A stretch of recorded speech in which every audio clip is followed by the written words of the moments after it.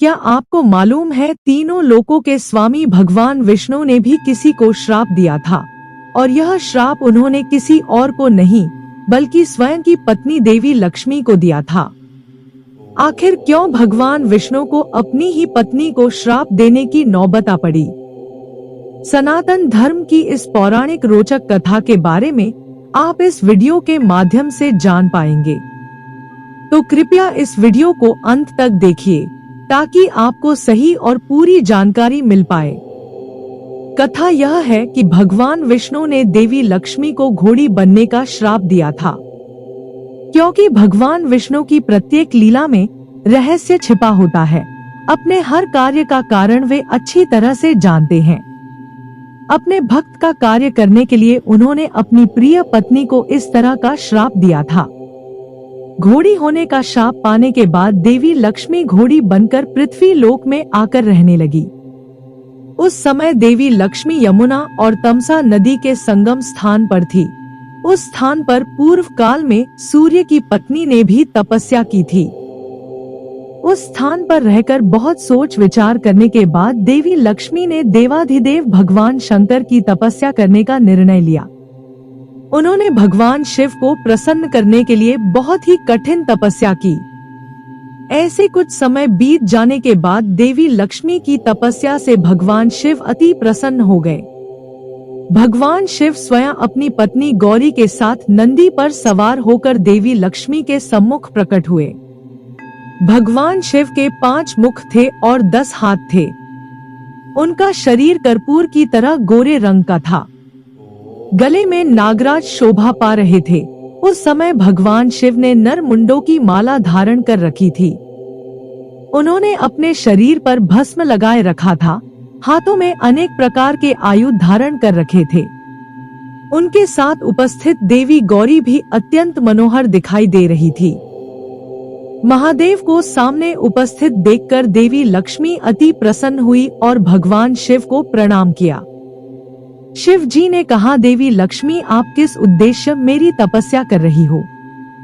देवी, हर स्त्री को चाहिए कि वह सदा अपने पति का ही ध्यान करे, किंतु आप अपने पति भगवान विष्णु को छोड़कर मेरा ध्यान क्यों कर रही हो? इस संसार में ऐसी कोई वस्तु नहीं है जिसे भगवान विष्णु देने में असमर्थ हो। भगवान नारायण की इच्छा मात्र से ही अनेक ब्रह्मांडों की रचना और संहार हो जाता है। ऐसे सर्वशक्तिमान पति का ध्यान छोड़कर आप मेरा ध्यान क्यों कर रही हो? भगवान शंकर की यह बात सुनकर देवी लक्ष्मी कहती है कि प्रभु, मेरे पति नारायण ने मुझे घोड़ी होने का शाप दिया है। इसी कारणवश मैं घोड़ी का रूप धारण करके पृथ्वी पर आकर रह रही हूँ। अभी आपने जो कहा कि स्त्री को अपने पति को छोड़कर किसी दूसरे का ध्यान नहीं करना चाहिए, यह बात बिल्कुल सत्य है। किंतु यह बात भी सत्य है कि मेरे पति भगवान नारायण और आप में कोई अंतर नहीं है। इसीलिए इस समय अपने पति के वियोग के दुख से मुक्ति पाने के लिए मैं आपकी तपस्या कर रही हूँ। लक्ष्मी जी की यह बात सुनकर महादेव जी कहते हैं कि देवी लक्ष्मी, यह बात सच है कि मैं और भगवान विष्णु एक ही है, किंतु इस संसार में बहुत ही कम ऐसे लोग हैं जो इस बात को जानते हैं कि शिव और विष्णु एक ही हैं।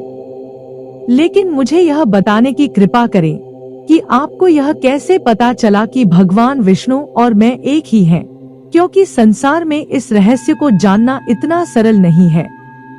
भगवान शिव की ये बातें सुनकर देवी लक्ष्मी कहती है कि प्रभु, एक बार मैंने अपने पति नारायण को ध्यान में लीन देखा था।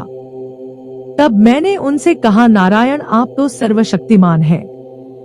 आपकी इच्छा मात्र से अनंत ब्रह्मांडों का निर्माण होता है और उनका संहार भी हो जाता है, किंतु आप जैसे सर्वशक्तिमान भगवान इस समय किसका ध्यान कर रहे हैं? ऐसा कौन है जो आपसे भी पूजित होने के योग्य है? कृपा करके मुझे यह रहस्य बताने का कष्ट कीजिए। उस समय मेरे पति भगवान विष्णु ने कहा, देवी लक्ष्मी, इस संसार में बहुत कम लोग इस बात को जानते हैं कि मैं और भगवान शिव एक ही है। हम दोनों में कोई भेद नहीं है। कभी तो दैत्यों का संहार करने के लिए मैं भगवान शिव की आराधना करता हूँ, कभी कुछ दैत्यों का संहार करने के लिए भगवान शिव मेरी आराधना करते हैं, इसलिए मैं उनका आराध्य हूँ और वे मेरे आराध्य हैं। हम दोनों में किंचित मात्र भी भेद नहीं है। मेरे प्राण भगवान शंकर में बसते हैं और उनके प्राण मुझ में बसते हैं।